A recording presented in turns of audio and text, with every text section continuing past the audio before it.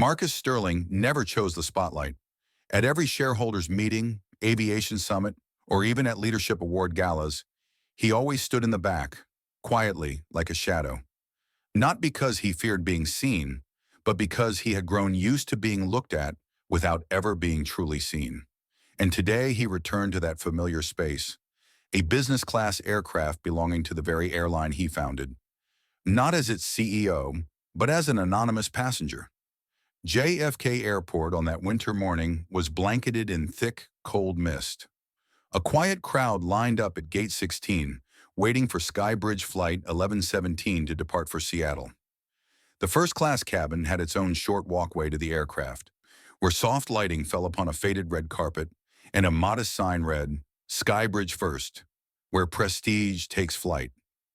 But nothing in that scene was warm enough to dispel the quiet chill of the discrimination that lay ahead. Marcus walked slowly, carrying an old dark brown leather backpack, no visible brand, a long gray coat, black turtleneck sweater, dark khaki pants. Nothing on him suggested he was the chairman of Skybridge Airlines. No VIP badge, no escort, no special signal, only an alert and composed expression. A few passengers glanced his way, then looked away as if he were someone merely standing in the wrong place. Head flight attendant Rachel Quinn stood at the cabin entrance, blonde hair tied back neatly, uniform immaculate, demeanor as cold as the LED lights embedded in the aircraft ceiling. When Marcus handed over his ticket, she took it with 2 fingers, eyes skimming quickly across the seat number, 1A, then stopped. For a moment her lips curled, not into a smile. It was a half-contemptuous, half-skeptical expression, and one Marcus knew all too well. He had seen that look hundreds of times, from hotel receptionists, security guards, even colleagues who pretended not to hear him speak. "Where did you get this ticket?" Rachel asked, making no effort to lower her voice. Marcus didn't answer. He gave a slight nod. "Booked 4 days ago, confirmed via email. Seat 1A. "You're not in the system," she said, eyes fixed on his face. A second later, without verifying anything further, Rachel raised the ticket and tore it in half right at the jet bridge. The sound of ripping cut sharp through the still air, as cold and precise as a blade. All eyes turned toward them. Some nearby passengers stood frozen. A young man behind Marcus frowned. A woman removed one earbud. A boy seated near the entrance pursed his lips tightly. But Marcus didn't react. He simply watched the 2 pieces of the ticket fall to the floor, as if it were all unfolding exactly as he had expected. Rachel stepped back half a pace, her gaze colder than the New York air. "You can return to the desk to sort this out, or you can sit in the back in economy, but you will not be in seat 1A today." Marcus looked at her for a few seconds without speaking, then turned his head toward the first-class cabin. Luxurious white leather seats, wide windows, champagne already poured for some early boarders. But seat 1A was empty, still empty, as if waiting for him, or for a test. Behind him a voice spoke up, slow, deep, and slightly trembling. "I saw him check in. His ticket was valid. Don't do this." The entire cabin turned. The speaker was an elderly man seated in 6D, white hair, glasses slipping down his nose. Rachel turned sharply, standing straighter. "Sir, please remain seated. This doesn't concern you." "It concerns all of us," he replied.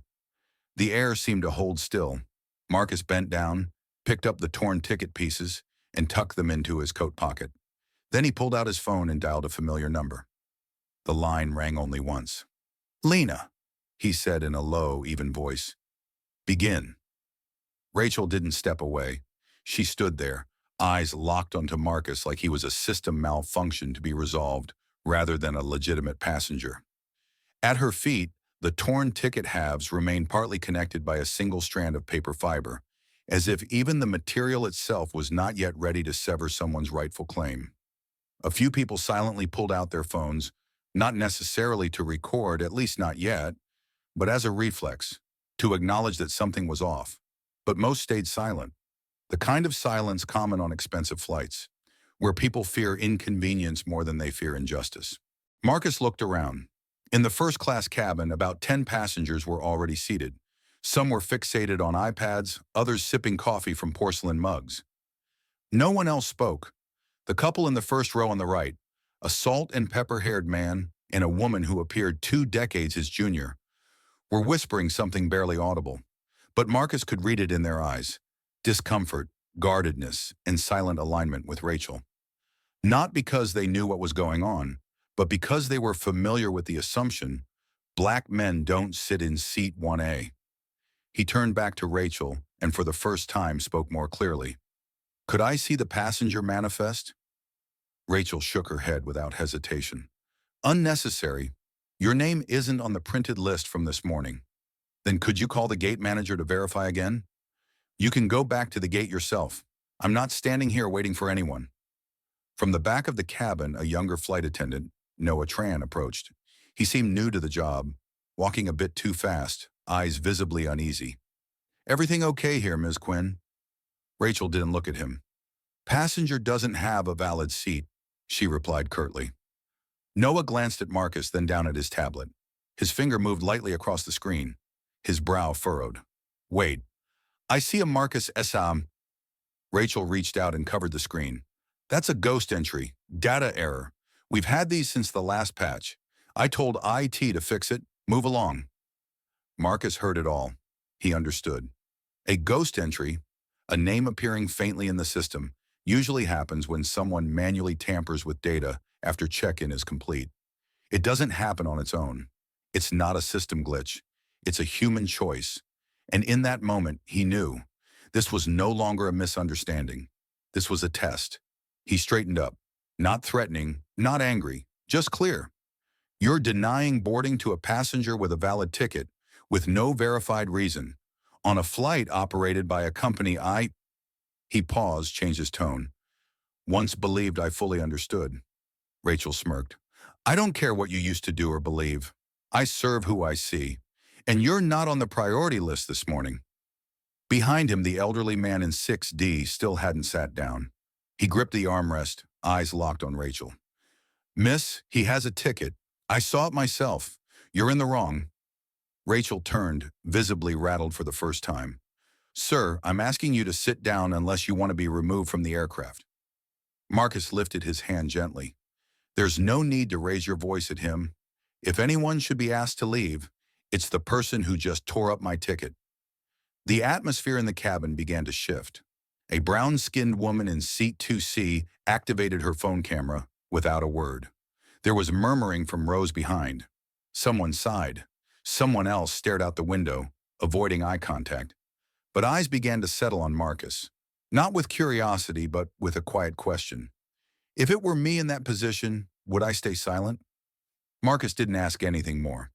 He reached into his coat pocket and pulled out his phone. This time he didn't call Lena.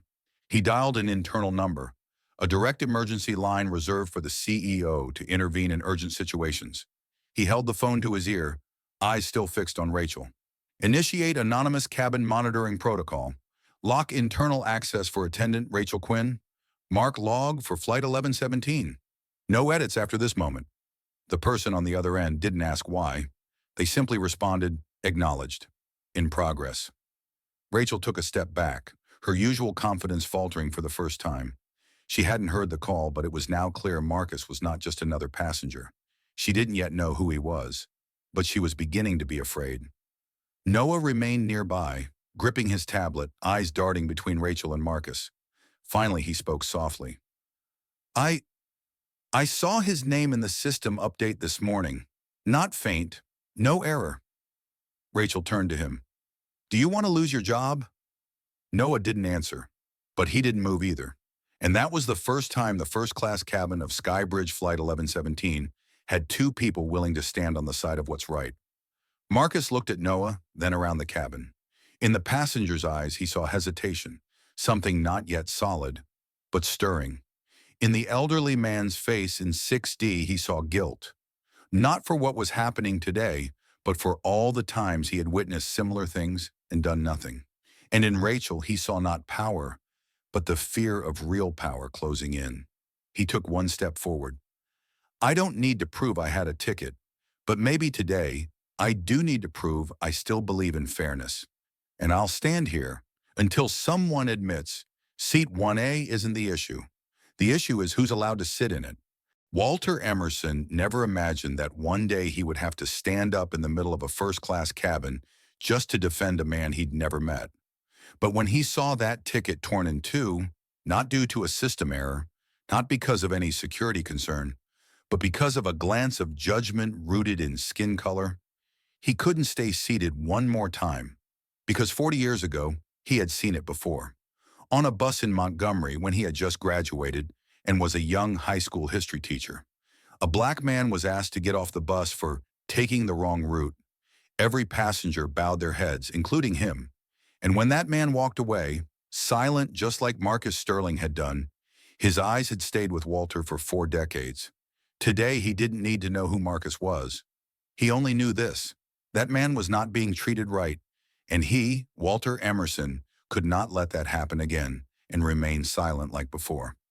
Walter slowly stood up, his aged hands gripping the seat in front of him, head slightly bowed so as not to hit the low cabin ceiling. He wasn't tall, and his voice wasn't loud, but what made people turn around was his gaze, a look filled with sadness and resolve. The kind of look worn by someone who had missed the most important moment of his life and swore not to let it happen again.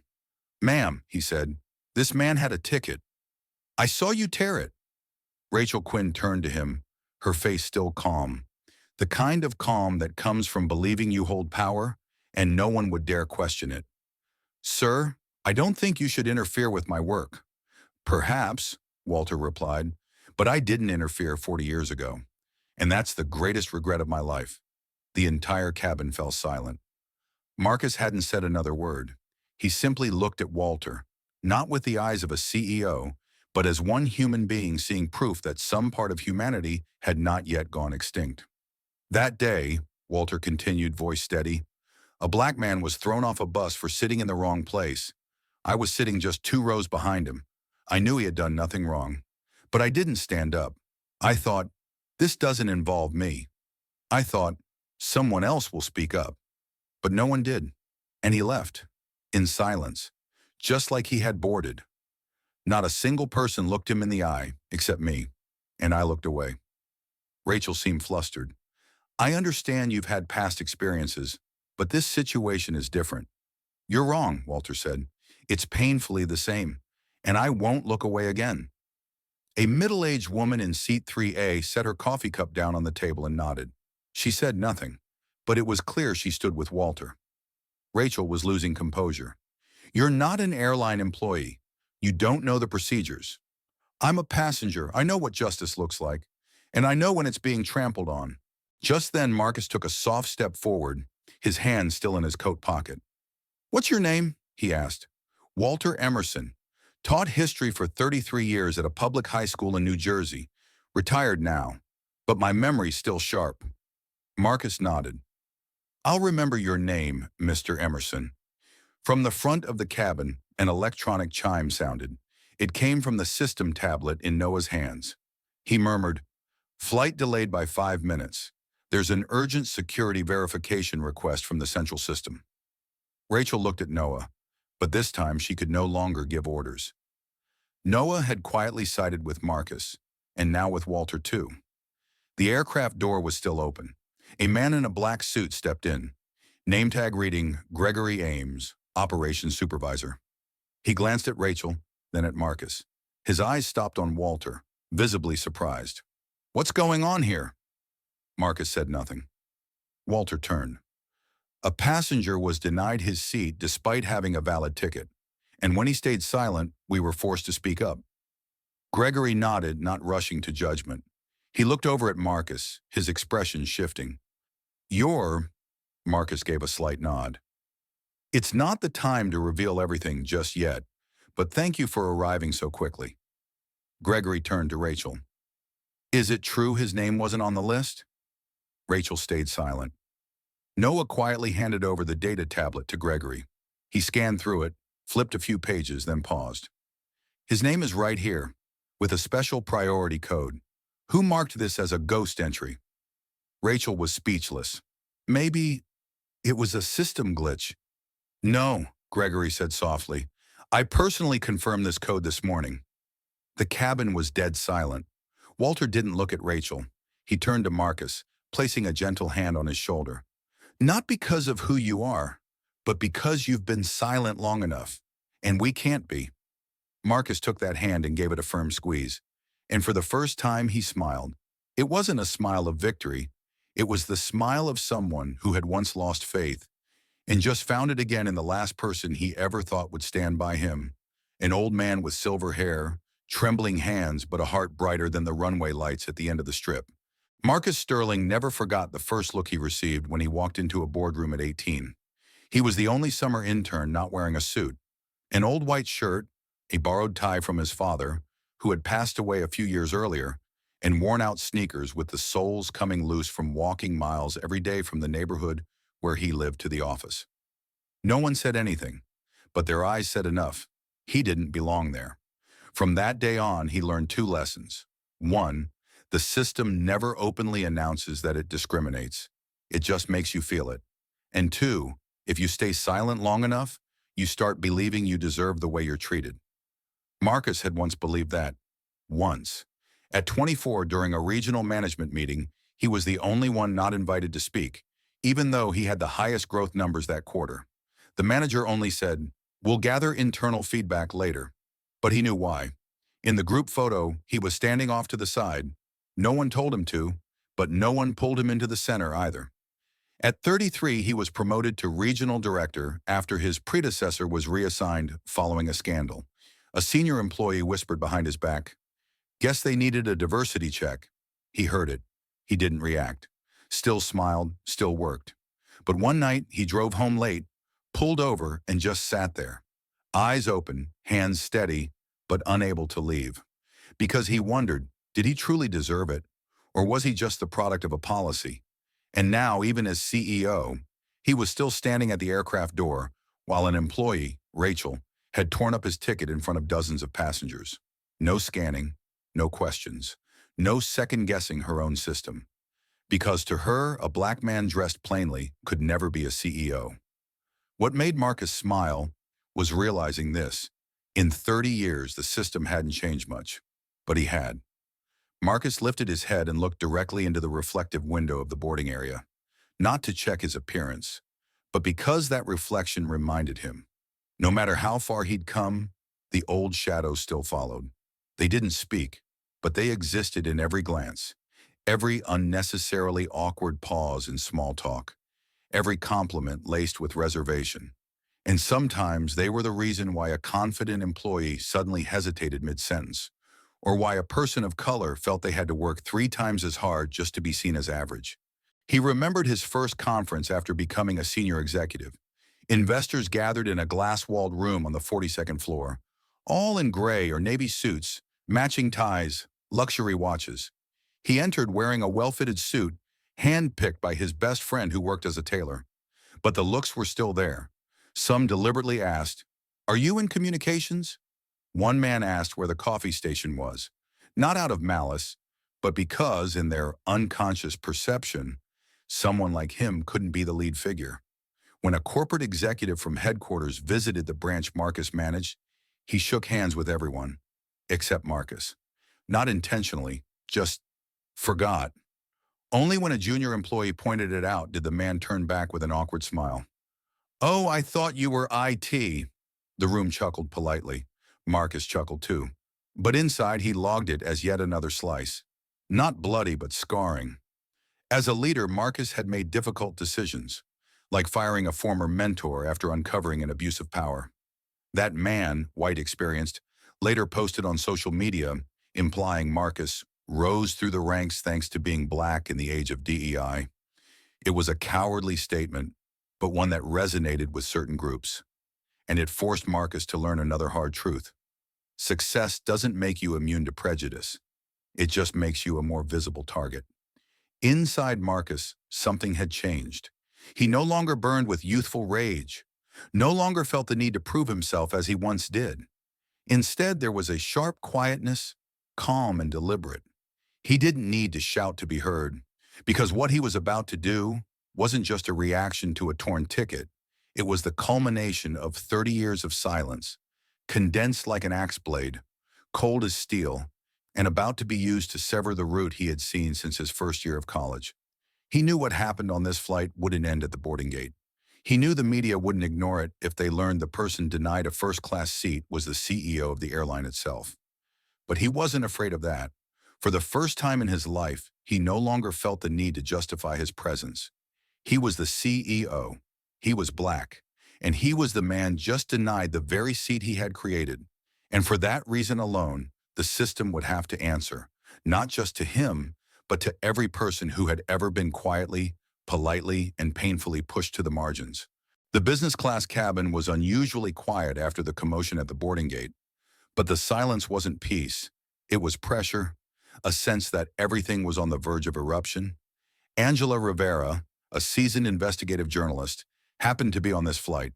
It only took her one glance to know that what she had just witnessed wasn't some simple technical error. Angela picked up her phone and opened a hidden livestream app, not for public broadcast, just to record every development. She sat in seat 4B, directly facing the aisle, where Rachel Quinn still stood, her expression ice cold, but her hands trembling slightly.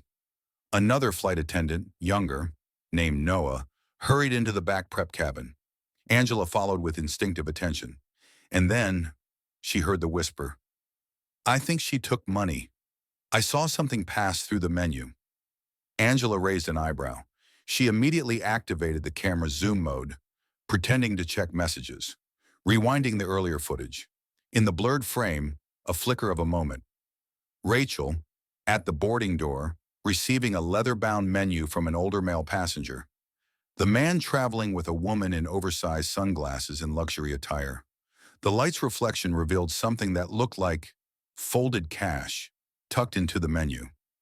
Angela quietly tagged the clip, labeled it urgent, and sent it to a private contact saved as Elk Backup. But Angela didn't know. The person receiving the video was none other than Lena Morris, senior executive assistant at Skybridge Airlines, and currently seated in her office on the 18th floor, preparing for a board meeting. When the video came through, Lena froze. She maximized the screen, rewound it, and when the frame stopped on the moment Rachel received the menu with the suspicious item, Lena's heart pounded. She knew. This was no longer a private issue involving the CEO. This was a scandal in the making, and it could sweep away the entire executive board if not handled swiftly. Lena didn't hesitate.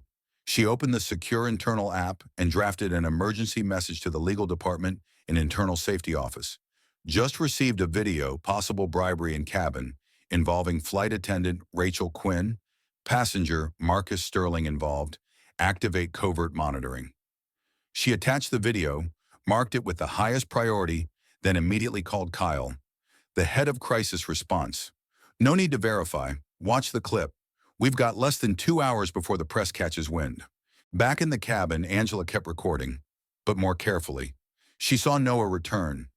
The young attendant couldn't hide the unease in his eyes. Angela tilted her head slightly, signaling, "I'm press." Noah blinked, then gave a faint nod, as if understanding that this was no longer a private matter. And in that brief moment, a silent alliance was born, between a fearless journalist and a young crew member who couldn't take it anymore. Marcus, still silent, looked towards 6D, where Mr. Walter Emerson sat holding a magazine, but his eyes were fixed on Rachel. He exhaled. "It's happening again," he whispered. Angela heard it. She quietly shifted her camera toward him, the retired teacher who had shaken the whole cabin earlier with one line. "I saw this 40 years ago, and I stayed silent." Now he was silent no more. A ping sounded. The rear cabin door opened, and Rachel stepped in with a tray of wine. Her eyes met Noah's, and something happened. Not a conversation, not an accusation, just eye contact. But in that look, something caused Rachel to spin around, so fast the tray nearly tipped. Angela didn't miss that moment. She knew Rachel had just been struck at her vulnerable point, and that confirmed every suspicion. At that moment, Lena was remotely accessing the internal system to identify the passengers seated near Rachel, the couple named Whitaker. The profile popped up. Gordon Whitaker, a minority shareholder in a rival transportation company to Skybridge, and his wife, Denise Whitaker, had previously been accused of racial discrimination for refusing to serve black guests at the family-owned resort they operated. Lena's blood ran cold. She linked into the AI-driven behavioral analysis system, extracting audio snippets from the moments around Marcus's boarding denial. That man doesn't belong here. He doesn't look first class. Maybe it's a ticketing glitch. Lena pulled out her earpiece, chills down her spine. This was no longer a mistake. This was a coordinated act. And if not stopped immediately, Skybridge's entire operational structure could be sunk by a scandal laced with the scent of racial bias, just as the company was filing for international expansion permits. Inside the cabin, Angela received a message from her secret source. Just 3 words. Upload now. She understood. The video couldn't wait, but she didn't live stream it. Instead, she sent a 20-second clip to an independent press network she previously worked with in corporate exposés. The snippet only showed Rachel receiving the menu with something inside, and Noah at a distance, blinking nervously. Just enough to provoke interest, not yet enough to accuse. And that was how Angela always worked. Spark attention before the system could scramble to cover it up. Meanwhile, Marcus received a hidden message from Lena. No name, no subject line, just 3 words flashing. It's happening now. Marcus didn't respond, but he looked straight ahead toward the front of the cabin, where Rachel was fumbling with the wine tray, and the Whitakers casually flipped through magazines. The anger didn't show, but every muscle in his face tightened. No one knew. In Marcus's mind, 30 years of restraint had reached their limit. And Lena, she hit print on the entire data chain and turned to her assistant. Cancel the meeting. I'm going there. The battle had begun, and this time, the system no longer had the right to remain silent.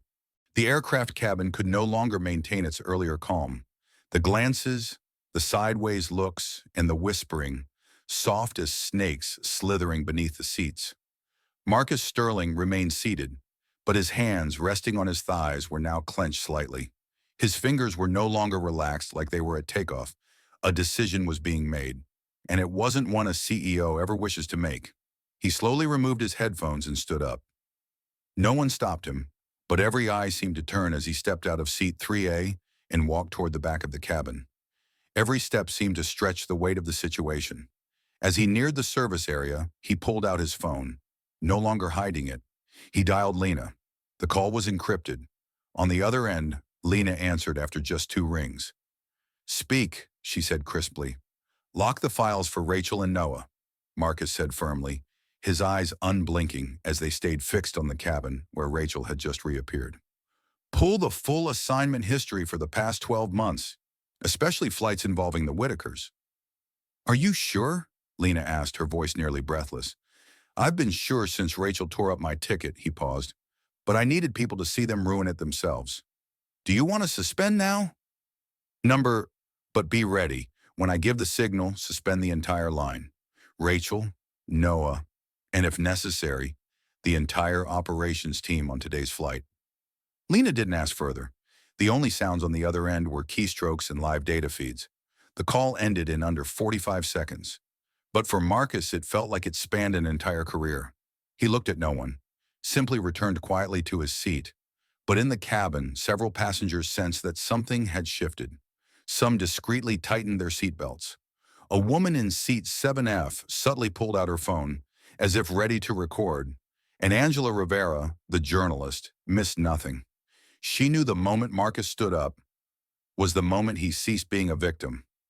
Marcus sat down, but this time, he was no longer the silent observer. He could feel the weight of dozens of eyes around him, some full of suspicion, others of unease. He saw Angela Rivera clearly, the journalist tracking his every movement with her camera. But it no longer fazed him. He had lived his whole life under these looks. As a young man working airport security in Atlanta, Marcus had once been berated by a white passenger simply because he asked to recheck a bag, following standard procedure. He didn't respond, only said, "I'm sorry if I made you uncomfortable." But that night, he couldn't sleep, not because of the man, but because of the little boy standing just behind him, the boy who had witnessed it and would perhaps grow up believing that silence was the only option for people like Marcus. Not this time. On the other end, Lena hadn't yet disconnected.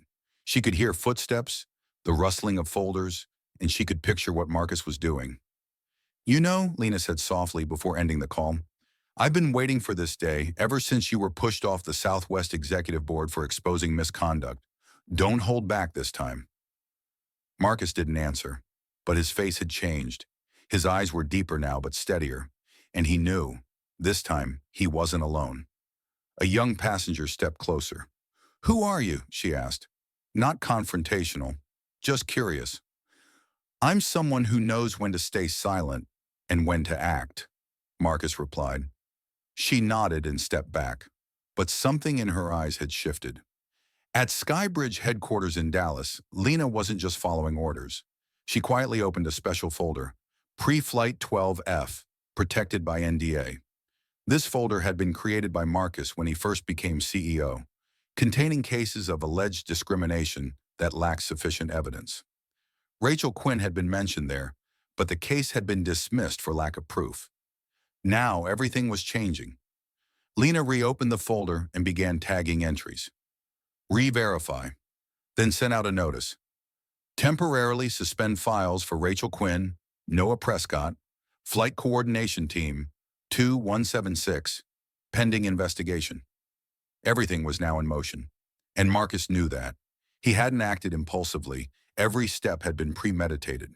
From the way he chose the flight, 2176, the one with the highest complaint rate, to the decision to dress simply, with no name badge, no assistant. He wanted to face his own system, not as a CEO, but as a black man in the skies over America. Angela Rivera saw that. She wasn't just recording, she was taking notes. Black man, ticket torn, doesn't react like a victim. He's laying groundwork for something bigger. Angela didn't know Marcus's name, but she knew this was a story she could not ignore. And in seat 6D, Walter Emerson, the retired teacher, still hadn't sat down. He stood looking toward Marcus and gave a gentle nod. He didn't need to know the full truth, but he could feel the current spreading through the cabin like an underwater wave waiting to break. Inside the aircraft cabin, everything was approaching a turning point. The air inside the cabin grew thick, as if the pressure didn't just come from altitude, but from the endless exchange of glances passing back and forth. Rachel Quinn returned to the aisle of the business class cabin. In her hand was the tablet used to verify the electronic passenger manifest. She stood in front of Marcus trying to maintain composure, but her fingers trembled slightly.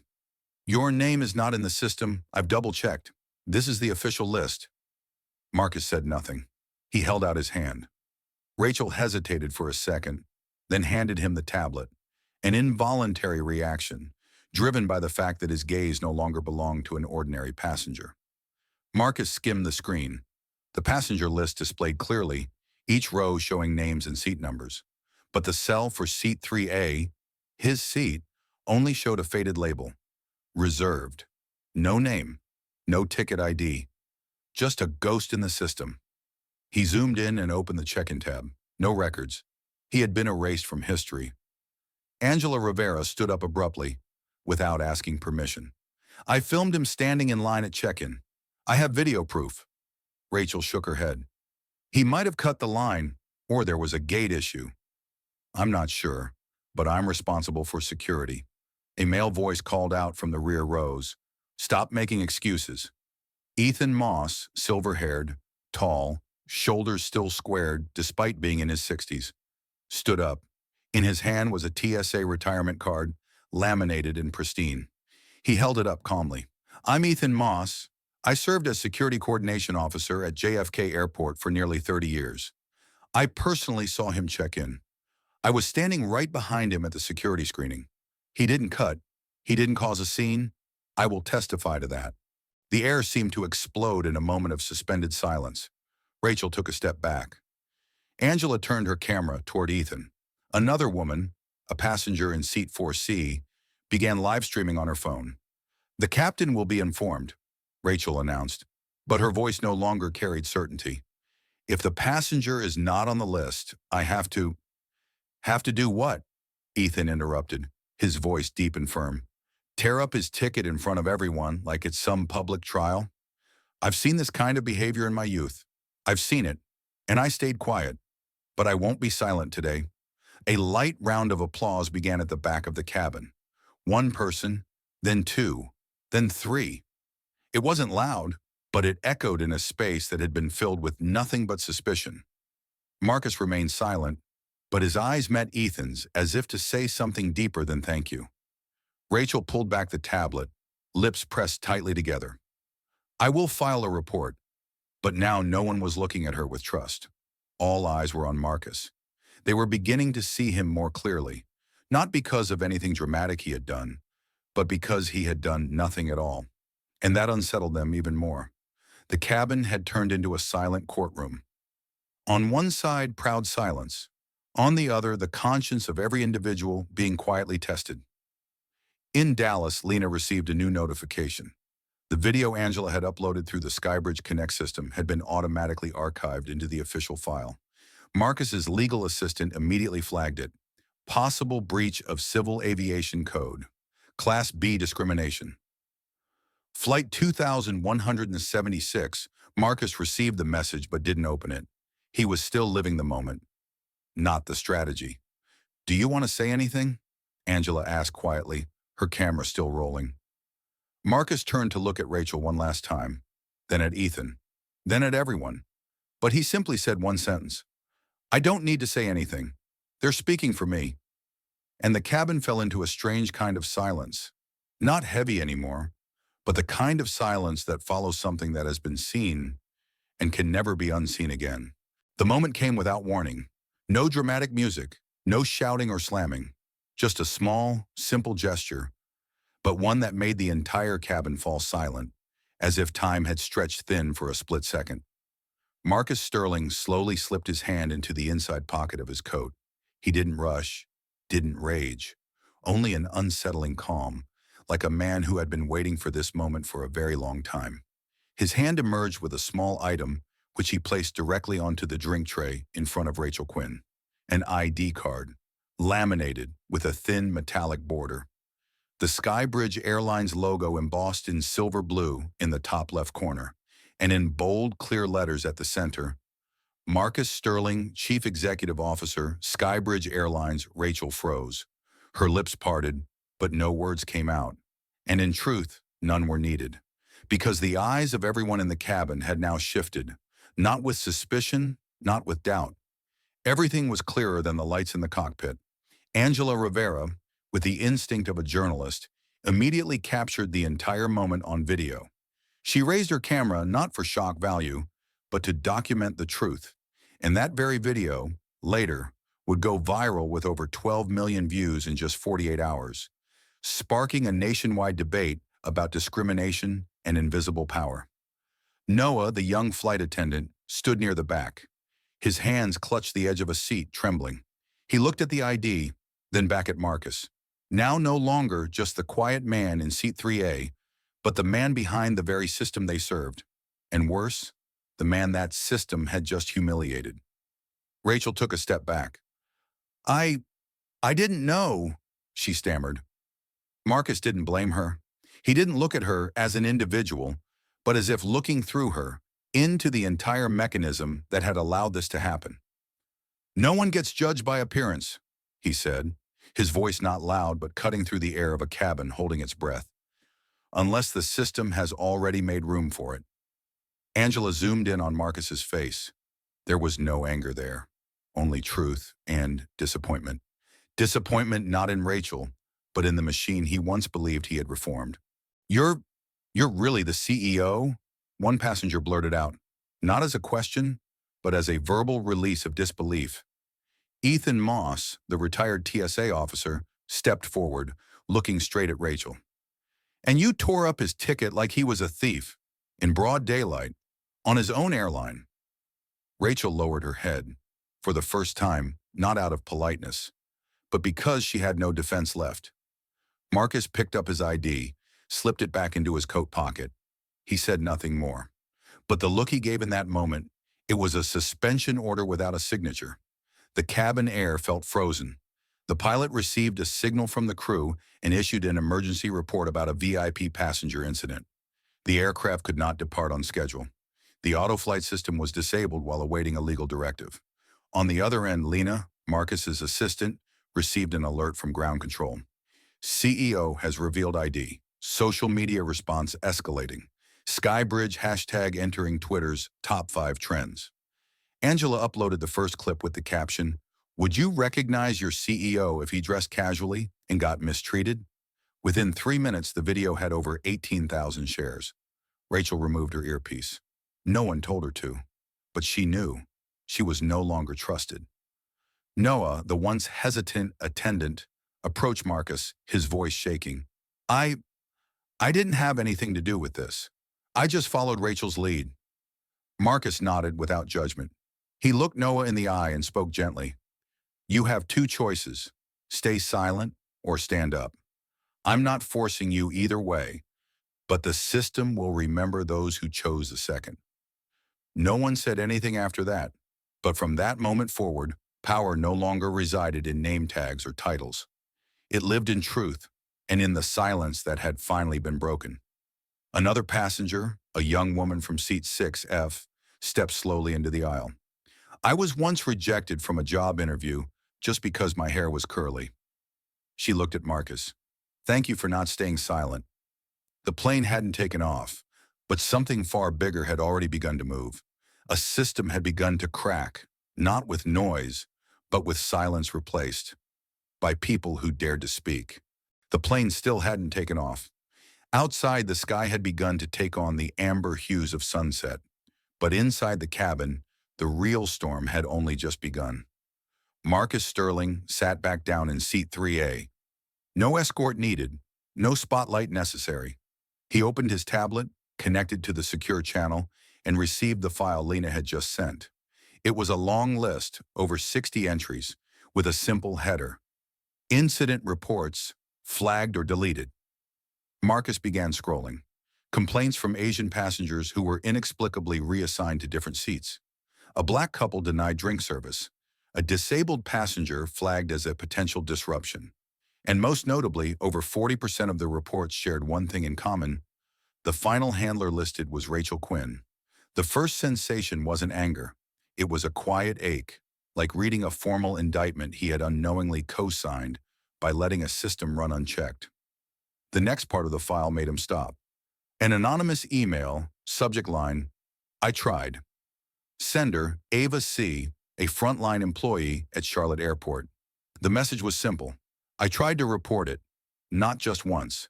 I sent it to HR, to the hotline, to my supervisor. Every time it was shut down. Once I was told, 'Do you want to lose your job?' So I stayed quiet. But I saw everything. I saw how Rachel treated people. And I was afraid, not of her, but of everyone else staying silent. Because silence means complicity." Marcus closed the tablet. What he felt now wasn't the shock of someone who had been personally insulted. It was the pain of realizing he had helped shape a culture where indifference had become an unwritten policy. A system doesn't need a villain to go wrong. It only needs enough good people to choose silence. He stood up, walked to the front section of the cabin, where the flight attendants were holding an emergency huddle. No one was speaking. Rachel had already left the cabin, under temporary suspension. Noah kept his head down. Marcus looked around and spoke, not shouting, but with a voice that didn't need volume to carry weight.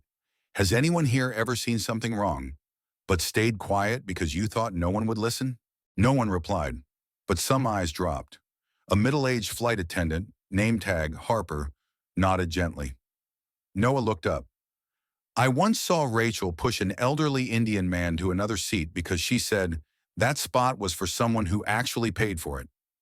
I was going to report it, but she told me if I was still that naive, maybe I should be mopping floors instead." Marcus looked at him, not with blame.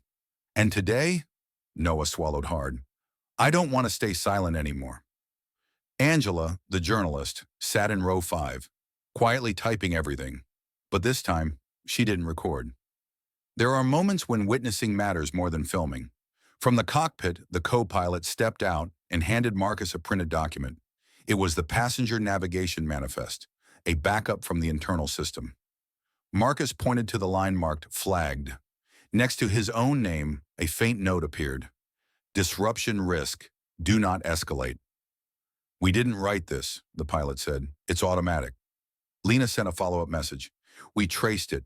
The internal tagging algorithm assigns labels based on behavior modeling, but it's grossly biased because it pulls from historically skewed data. It's an AI trained on broken records. Marcus nodded. This wasn't just about Rachel. It was about the system. Data, AI, management, HR, failing together. And it had been warned. But no one listened to Ava. No one checked. No one stopped. Until today. He reopened the tablet, typed a single message to Lena. Assemble the Special Audit Task Force. We're not fixing a person. We're dissecting the entire system. From the back row, Ethan Moss said quietly, It's time. An airline can't fly high if it's carrying a blind system. Marcus didn't reply, but for the first time on this flight, he smiled.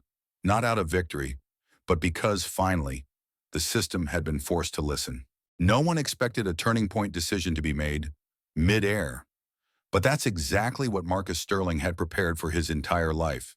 Not because he ever wished for a moment like this, but because he knew, if he didn't act, the system would keep swallowing people like Ava, like Noah, and like himself years ago. After the evidence had been transferred, after the cabin grew so quiet you could hear the breath of every passenger, Marcus stepped into the center of the aircraft. He didn't need a microphone. He didn't need performative authority. Only his voice, steady, unwavering, like a conductor stepping onto a stage with no audience, but still playing a faded symphony. There are 4 decisions that need to be made right now, he said. Every eye turned toward him. There was no longer any doubt about the identity of the man in the white shirt, no tie, no name badge. A woman in the back murmured, "You're really the one in charge." Marcus nodded, but the real answer came in what he said next. First, Rachel Quinn. The entire cabin tightened like a stretched violin string. Some passengers leaned forward, waiting to hear what would happen to the woman who had triggered this entire undercurrent. Evidence shows she accepted money from a passenger and applied personal bias in handling customers. That is a blatant violation of professional ethics and service standards. My directive? Immediate termination. No severance, no prolonged investigation. Rachel, standing motionless in the service galley, looked as though the blood had drained from her. No one laughed. No one spoke cruelly. But everyone understood. Justice had taken its first step. Marcus turned to Noah. The young flight attendant, who had spoken up when no one else did, was still bowing his head. Marcus continued. Noah recognized wrong and chose to speak up. You're suspended for 10 days, not for misconduct, but to attend a special training course on crisis handling, ethics, and cross-cultural communication. After that, if completed successfully, you'll return, not just as a flight attendant, but as a leader for the next generation. Noah looked up, his eyes glassy. Thank you, sir, he whispered. No one needed to hear the words clearly. The gratitude spread like warmth at 30,000 feet. Marcus pulled out his tablet, sent a short message, then turned, not to the crew, but to a passenger, to Avenue. A woman whose name had never been known, who existed in the system only as a frontline worker. Ava Collins. Ava blinked, confused. Me? Marcus nodded. We've confirmed it. You didn't try once. You tried many times to warn the system. No one listened. But today, because of your courage, Skybridge will change. I'd like to invite you to join as head of cultural training, empathy division, responsible for training new crew members and serving as regional HR liaison to receive unrecorded reports. The cabin burst. Ava began to cry, unable to hold it in anymore. A woman beside her grabbed her hand. Ethan Moss, the retired security officer who had spoken up earlier, nodded in solemn affirmation. And finally, Marcus lifted his head, his voice perfectly steady.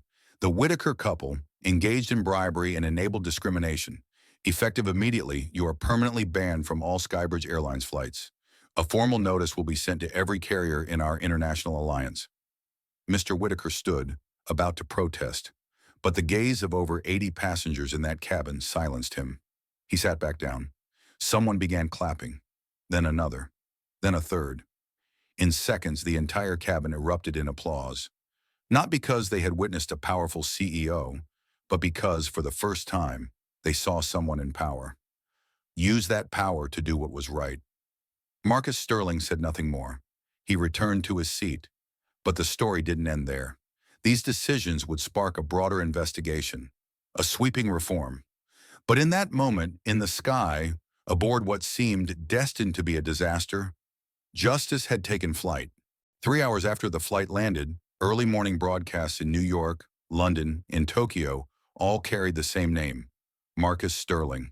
And next to his name, a headline no one expected: CEO orders 72-hour system-wide grounding in the name of human dignity. Skybridge Airlines, a company with over 18,000 employees and 380 global routes, released an official statement. All commercial operations would be temporarily suspended for the next 72 hours. Not due to a technical crisis, not because of a security breach, but in Marcus Sterling's words, we need to relearn how to treat people. On the 41st floor of Skybridge's glass and steel headquarters in Chicago, the leadership team sat in a circle. No grand boardroom table, no presentation slides, just a whiteboard, and Marcus standing at the center. He began, "If an airline can determine who deserves respect based on their name, skin color, or clothing, then that airline should land. Not because it lacks capability, but because it's lost direction." He raised the whiteboard. Written in marker at the top, Equity Flight Initiative. Below it, 3 bullet points. Retrain the entire staff, from pilots to flight attendants, from booking agents to airport managers. Not just technical skills, but human empathy literacy, the ability to see the person behind the behavior. Reopen the entire system log, recover all previously buried complaints, those flagged as disruptive, insufficient evidence, or unruly passenger. An independent investigative team will be formed to review every case, including submissions from as far back as 10 years ago. Launch the Dignity Tracker app, allowing passengers to rate each journey based on one criterion only. Did you feel treated like a human being? Not food, not seats, just dignity. No one spoke for the first 10 seconds after Marcus finished. A board member, formerly legal counsel, finally asked, "Are you sure this is the right move? Every hour we're grounded costs us millions." Marcus nodded. "I'm not sure I should do this. I'm only sure I can't not do it." He paused. "Because if I can't guarantee the dignity of our passengers, then I don't deserve to run a single plane." Gradually, heads began to nod. One of them, a woman leading the training department, placed her hand on the whiteboard. "I want to lead the retraining program." Another added, "Let frontline staff speak. Not just managers, those who've been overlooked." Less than 24 hours later, a live-stream video aired from the cockpit of the first Skybridge plane scheduled to relaunch after the 72-hour pause. Marcus sat beside the captain and spoke into the camera.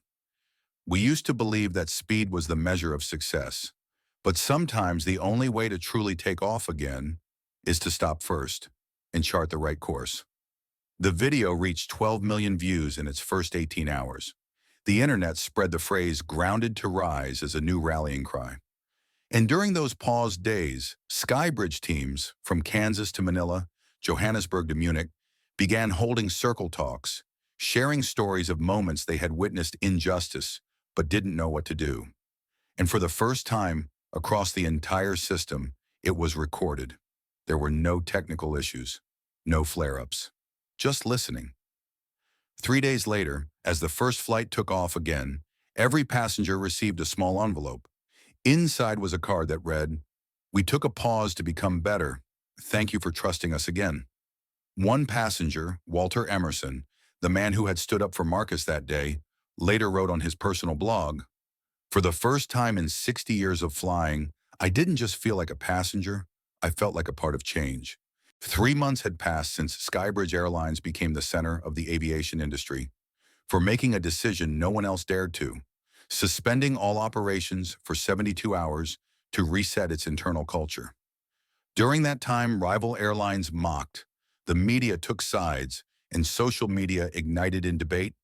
But Marcus Sterling, the man who had quietly stood in the middle of the aircraft with a torn ticket in his hand, remained silent. He gave no interviews, made no television appearances. He let actions speak louder than words. And now, as Skybridge officially resumed operations, he wasn't sitting in the first-class cabin. Marcus booked an economy seat, 24B on the Boston to Denver flight.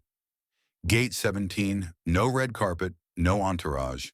No one recognized Marcus Sterling in his slightly wrinkled shirt, one-shoulder backpack, and neutral expression. He passed through the metal boarding door, just like thousands of passengers do every day. No greetings, and that's how he wanted it. Seat 24B was between a mother holding her infant and a college student typing on a laptop. When Marcus sat down, both of them shifted slightly. No one spoke. No one recognized him. Inside the plane, change didn't need a banner. Ava, the once anonymous employee who sent a desperate email, was now flight operations supervisor. Her eyes were sharp, her hands in constant motion, always observing, always listening. She didn't overlook a single passenger, from the elderly man to the quiet teenager with headphones. She addressed every request, not with urgency, but with respect. Noah, the young flight attendant who once whispered, "I think something's not right," was now a model graduate of the retraining program. He picked up scraps of paper by hand, helped an elderly woman adjust her seatbelt, and ended every gesture with the same words. "Thank you for giving me the chance to do better than yesterday." It wasn't rehearsed, it was real. The first-class cabin remained the same, except for seat 2A. No one booked it. On the seat was an old plane ticket, Marcus's ticket, the one that had been torn in front of an entire cabin. It was laminated and placed beside the window. Next to it, a handwritten note.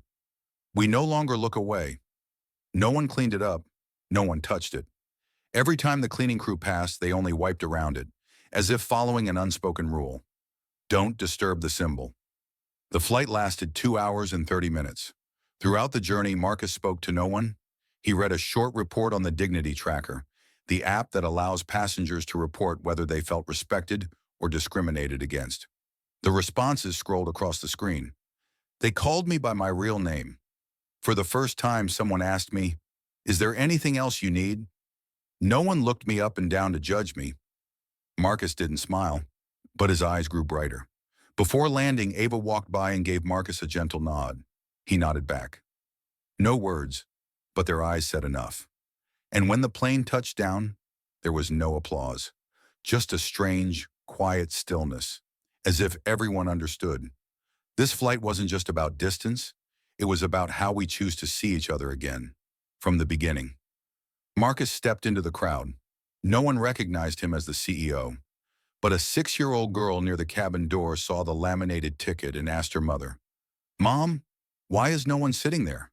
The mother leaned down and whispered something. The girl looked back, this time not with curiosity, but with reverence. That ticket, once torn, was now the proof of a new era. And if you fly with Skybridge today, you'll notice it in every seat. Not in slogans, but in the way people treat one another. We no longer look away. We fly, and we see each other. There were no longer any internal records at Skybridge referring to Marcus Sterling as the victim. No one mentioned the phrase undercover CEO anymore. Those who had witnessed the Boston flight that day, and the millions who watched the viral video of Marcus raising his ID card, now referred to him as the man who flew above the system, pierced through the thick clouds of prejudice, and brought an entire industry back down to earth. 3 weeks after the first return flight, Skybridge held a closed press conference. No flashing lights, no stage, just a simple conference room inside the company's newly named training center. The Equity Cabin. Ava, Noah, Ethan Moss, and Walter Emerson were all invited. Angela Rivera, the livestream journalist, also attended, for the first time without a camera. Marcus entered, and this time he didn't stay silent. He opened with a line no one would forget. "We used to think the sky belonged to those with first-class tickets. But the truth is, the sky belongs to no one. It belongs to everyone, or to no one at all." After the speech, he handed Ava a silver pin engraved with the words, "Dignity First." It was the very first pin in a new national initiative Skybridge would be rolling out, where employees would be recognized not for hours worked, but for acts of kindness. Noah received the second pin. Ethan Moss was given a thank you letter and invited to join the Customer Empathy Training Program. Angela was appointed as a human rights media advisor, a role never before created in the industry. But the biggest twist hadn't come yet. Marcus walked out of the press room and headed straight to an old red brick building next to the airport, the former Skybridge Training Center. There, he announced plans to renovate the entire facility into a community hub where local residents could receive free aviation career training. No degree required, no perfect background needed, only trust. He called it the Runway Project. This was no longer about Skybridge. This was about every airline, every overlooked employee, every passenger who had ever been dismissed because of their name, their skin, or their clothes. Marcus ended his message with a promise. I don't need you to remember my name, but I need you to remember, systems only rise when they remember how to kneel. The torn ticket from years ago was preserved, this time placed in a large frame in the main lobby of the Runway Project. Beneath it, etched in bright brass, read the words, "Respect is not a gate, it's the runway." And when you walk into that space, no one asks which school you went to. They only ask, have you ever been overlooked? If the answer is yes, then you're already qualified to begin again. The sky belongs to everyone, and the journey to justice requires no seat class. The sky belongs to everyone, and the journey to justice requires no seat class. So the next time you fly, look around. That quiet man in row 18 might be someone who once tore a ticket and rebuilt a system, and that woman helping you with your luggage, she might be the one who stood up when others looked away. You may never know their names, but you'll know their dignity if you choose to see it, because justice doesn't always land with noise. Sometimes it touches down in silence, with a promise. We won't shut our eyes again. We will fly, and we will see each other. And maybe, just maybe, the question isn't, who owns the sky? But who are we becoming when we believe everyone deserves a seat? If this story moved you, leave us a comment. Tell us how you'd rewrite the rules of dignity. Tap subscribe to join us as we bring more real stories that lift us higher, together. Because sometimes, the biggest changes start with a torn ticket and someone who refused to look.